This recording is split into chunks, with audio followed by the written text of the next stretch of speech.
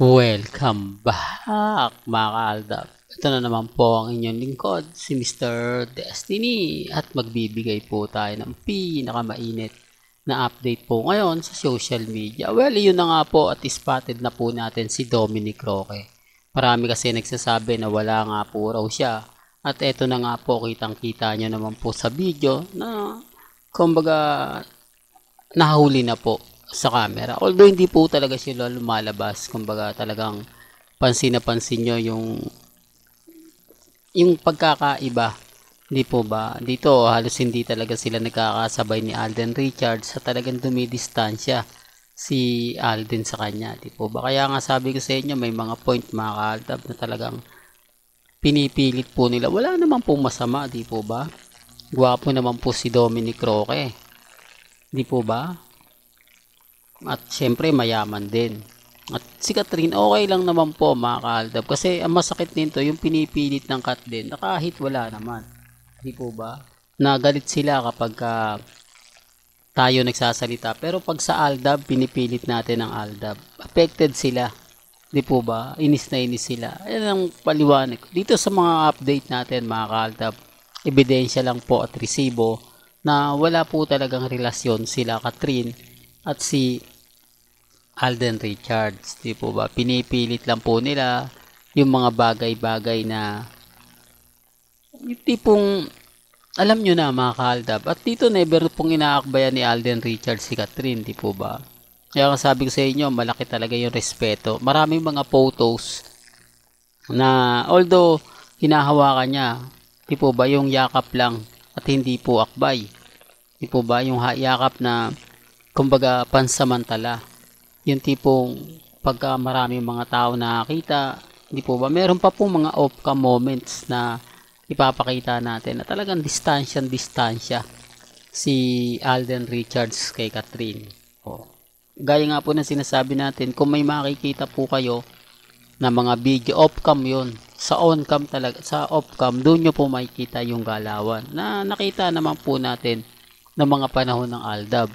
Kila Mengay, kina Alden, na kung saan mas nakakakilig, hindi po ba? Yung tipong mas masarap panoorin kaysa sa live. Yung tipong kulitan na may kasamang hiyawan. Sinasabi ko lang po ito para lang klaro, kahit lagi ko naman pong sinasabi na ang mga fans ni Mr. Destiny o mga followers po ni Mr. Destiny, ito po ay since 2015 hanggang 2019. Kasi kami po yung nagkakaintindihan. Kahit kami po yung nagkakaunawaan. Kahit naman po kasi anong paliwanag ang sabihin ko, kung 2019 ka hanggang 2024, hindi mo ako maintindihan.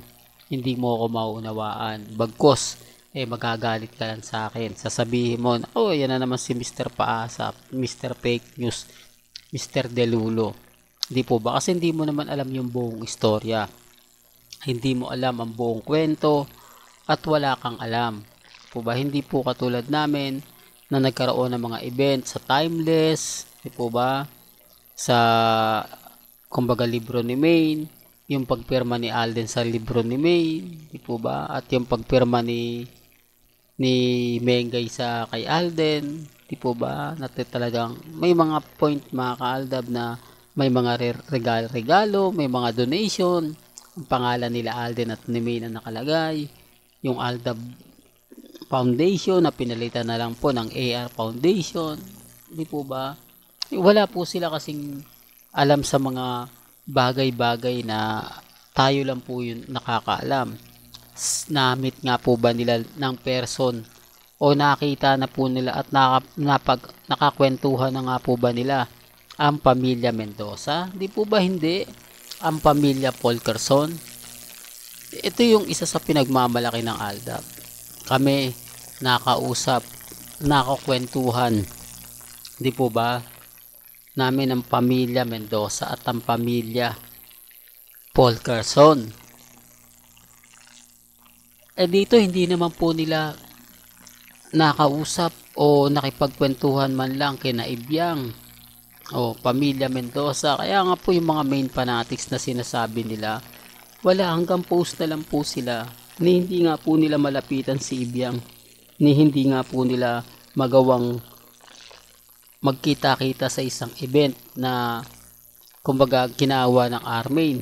Yung Aldab, kami pa po yung nag-set ng kumbaga party para po sa kanila, na dumalo naman po ang pamilya Mendoza at pamilya Paul Carson. Kaya nga sabi ko sa inyo, may mga point mga kaaldab na nakakalungkot, pero yan po yung katotohanan na mas marami po kaming alam kaysa po sa kanila, di po ba? O ito, first year anniversary nila Congressman at ni Mengay. Ano ba nangyari? Nagparamdam nga po ba yung dalawa? Wala. Di po ba? Hindi nga po nagpa-event ang Armain. Wala pong event ang Armain na dadaluhan ng real life couple. Nakuno, na sinasabi nilang ito ang real life couple, Mr. Destiny. Si Congressman at si Mengay. Pero bakit walang paramdam? Walang post. Di po ba? Although nag-trending si Mengay kasi main Mendoza yan. Di ba? Pero si Congressman Artio nag-trending ba? Yun yung pinapaliwanag ko sa kanila na hindi nila nagigets. Yun yung sinasabi ko na hindi nila naiintindihan. Na kapag nagbibigay tayo ng ganap, nagbibigay tayo ng update, kung ano-ano yung mga sinasabi nila, kung ano-ano yung pinapaliwanag nila. Pero yung totoo, never po silang pinuntahan. Siguro mga kaaldab, nagpa-event ang Army, hindi lang natin nakita, sensitibo, o kaya tinago lang nila para pagdating nga sa event, doon na lang nila ibibideo. O baka nag-set sila ng date na event para nga po kay Congressman at kay Mengay, pero tinanggihan ng dalawa. Diba po, pwede mangyari yun. Pero yung mga panahon ng Aldab, di po ba, weeksary, monthsary, di po ba, first year anniversary, di po ba, yan ang isa sa talagang dumadagundong. Pero ang Armin, wala po talaga eh. Ito yung nakakalungkot kapag binabato ko yung balita. Di po ba, na keso ganito, keso ganyan. Di po ba? Kaya ang sabi ko sa inyo, sino yung mas papaniwalaan ninyo? Itong mga Army na wala naman pong mapakitang ebidensya at resibo. Itong mga Army na hindi po sila magawang batiin man lang nila Congressman Arjo at ni Mengay. Hindi po ba? Yung effort na ginagawa nila hindi natutumbasan. Hindi nga po nag-aanunsyo si Mengay sa kanyang Twitter na nagpapasalamat siya sa mga nagmamahal sa kanila ni Congressman. Hindi nga po siya nagsasalita sa mga bagay-bagay na ikasisiya ng Armain. Taliwas po ito kay Mengay. Ilang beses nga po ba nagsalita si Mengay para sa Aldab Nation?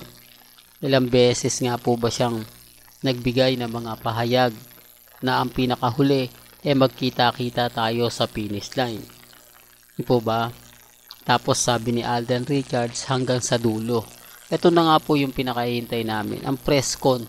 Di po ba? Ibig sabihin ng po pag sinabing magintayin nyo ang press con ni Alden Richards. Kaming Aldab, sanay po kami mag-antay. Di po ba? Kami po talaga yung tipo na kumbaga yung matiisin, ibig sabihin matiisin, mapaghintay. Di po ba? Pero inabot po kami ng 9 years. Tignan nyo yung iba, wala na, di po ba? Yung fans ng mga bigating love team ng mga panahon ni na Alden na wala na, di po ba? Pero bakit ang Aldab nakatayo pa? Gayong sinasabi nilang wala na raw Aldab. Tapos na raw yung Aldab. Pero kita nyo naman po, ramdam nyo naman po kung gaano nga po ba kalakas, kung gaano nga po ba katindi ang Aldab Nation. Di po ba? Nanatili tayong matatag, nanatili tayong kampante.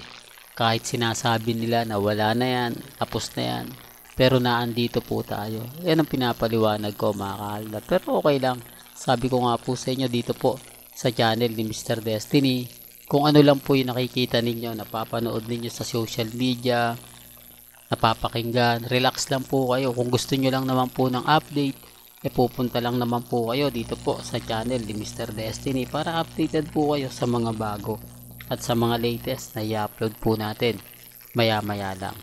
Kaya kung bago ka lang sa channel na to, at isa kang true-blooded Aldab Nation na nagmamahal kina Mengay at Isoy, tama po ang channel na pinuntahan mo, kaya consider na po kitang bagong subscriber. At huwag mong kalimutang i-share ang mga video po natin sa mga mami, sa mga titas at sa mga senyor.